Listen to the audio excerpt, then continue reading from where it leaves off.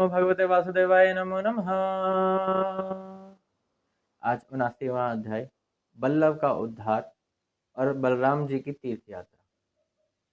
वहां पर जब वह तीर्थ यात्रा की ओर जाने वाले होते हैं, जैसा कि उन्होंने प्रायश्चित के लिए पूछा पिछले अध्याय में जैसा कि वर्णित है, तो वह जाने से पहले ऋषि भी उनसे कहते हैं कि आप हमारे एक और काम कर दीजिए, और वह यह है कि एक इल्लव का पुत्र बल्लभ है और वह बड़ा ही भयंकर दानव है और हर पर्व पर यहाँ पर आ धमकता है और उसने बड़ा ही उधमता रखा है, बड़ी तबाही मचा देता है। यहाँ पर आकर हमारे सत्र को दूषित करता है, पीप, खून, मल मूत्र त्यागता है और बहुतों लोगों को परेशान करता है। इस प्रकार हमारे सत्र को वह दूषित कर रहा है। तो बलराम जी वहीं रुक जाते हैं और जैसे ही पर्व आता है तो वह भयंकर दानव भी आ धमकता है, बड़ा ही विकराल और बड़ा ही भयंकर, जिसकी दाढ़ी और मूछें तांबे के जैसे गर्म लोहा होता है, ऐसे लाल लाल चमक रही थी। तो वह जो भयंकर दानव था वह बलराम जी से अब युद्ध करने के लिए तैयार है। बलराम जी इतने में स्मरण करते हैं अपने हल और मूसल का, और हल से पकड़कर पहले उसे खींचते हैं और फिर मूसल से उसके ललाट पर प्रहार करते हैं और उसका ललाट फट जाता है और वह खून उगलता हुआ वहीं पर मर जाता है। इसके बाद उनका अभिषेक किया जाता है, जैसे कि देवराज इंद्र का अभिषेक हुआ था, ऐसे ही उनका भी अब अभिषेक हुआ है और अब शायद तीर्थ यात्रा के लिए वे वहां से नैमिषारण्य क्षेत्र से ब्राह्मणों से आज्ञा प्राप्त करके वहां से चल पड़ते हैं। अनेकों तीर्थों में वह गए, अनेकों तीर्थों में 12 महीनों तक उन्होंने तीर्थ यात्रा ही करी और अलग अलग जगह का स्नान किया ताकि वह प्रायश्चित कर सके, जैसा कि ब्राह्मणों ने बताया है। इनमें मुख्य मुख्य यूं है कि वह पहले इसी बीच में बालाजी की ओर भी जाते हैं, भगवान शंकर के जो तीर्थ हैं गोकर्ण वहां भी जाते हैं, और जब वह प्रभास क्षेत्र में पहुंचते हैं तब उनको खबर मिलती है कि कौरव और पांडव के बीच में जो युद्ध हुआ था तो उसमें बहुत से क्षत्रियों का संहार हो चुका है। तो वह जब वहां पहुंचते हैं तो देखते हैं कि दुर्योधन और भीमसेन का गदा युद्ध हो रहा है। अब गदा युद्ध वह चाहते हैं कि वह रोक दे, वह चाहते ही नहीं कि उनके बीच गदा युद्ध हो, क्योंकि भीम की जो शक्ति है वो भी अपार है, बहुत ज्यादा है।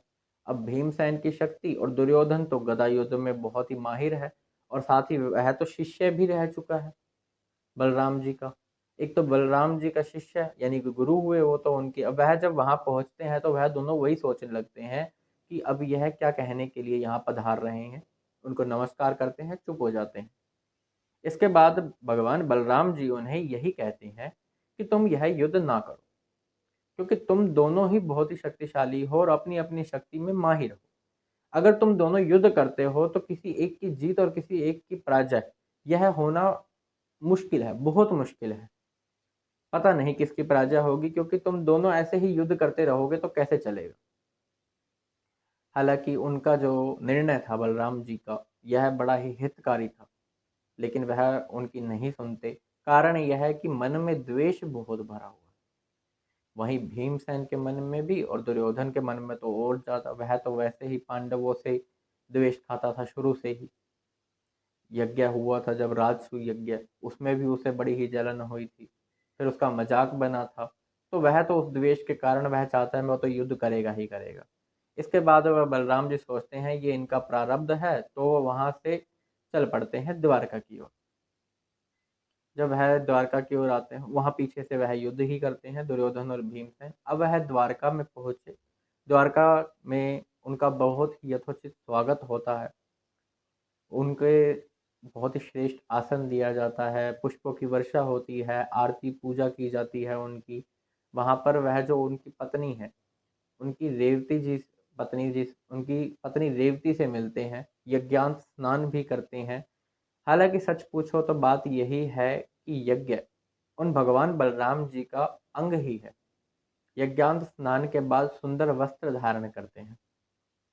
इस प्रकार से बलराम जी ने इल्लव के पुत्र बल्लभ का उद्धार किया, और प्रायश्चित करने के लिए, जो कि ब्राह्मण हत्या उनसे अनजाने में क्रोधवश हो गई थी, तो उसका प्रायश्चित करने के लिए 12 महीनों के तक उन्होंने तीर्थ यात्रा भी करी। उन अनंत स्वरूप, बहुत ही शक्तिशाली और सर्वगुण संपन्न उन भगवान बलराम जी का यदि कोई स्मरण करता है जो उन्होंने यह किया सायंकाल और प्रातः काल में, तो वह भगवान का अनंत प्रिय हो जाता है।